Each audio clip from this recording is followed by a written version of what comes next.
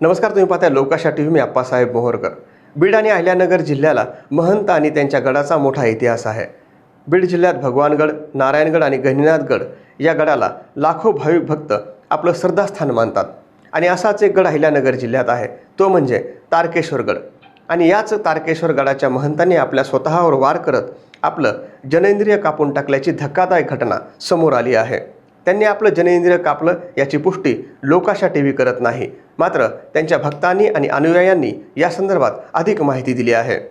या सर्व प्रकरणानंतर गंभीर जखमी झालेल्या तारकेश्वर गडाच्या महंतांना अहिल्यानगर येथील एका खाजगी रुग्णालयात उपचारासाठी दाखल करण्यात आलं आहे.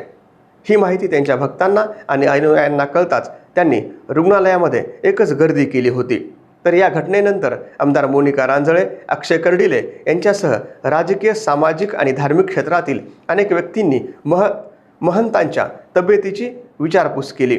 यावेळी सध्या त्यांच्या प्रकृतीमध्ये सुधारणा होत असल्याचं डॉक्टरांकडून सांगण्यात आलं आहे. या संदर्भामध्ये महंतांनी रुग्णालयामध्ये उपचार घेत असताना एक व्हिडिओ बनवला आहे आणि हा व्हिडिओ सध्या समाज माध्यमावर व्हायरल होत असून त्यांनी आपल्या भक्तांना एक आवाहन केलं आहे की भक्तांनी माझी काळजी करू नये आणि रुग्णालयात गर्दी देखील करू नये. मात्र महंतांनी हे टोकाचं पाऊल का उचललं हे अजूनही गुलदस्त्यातच आहे.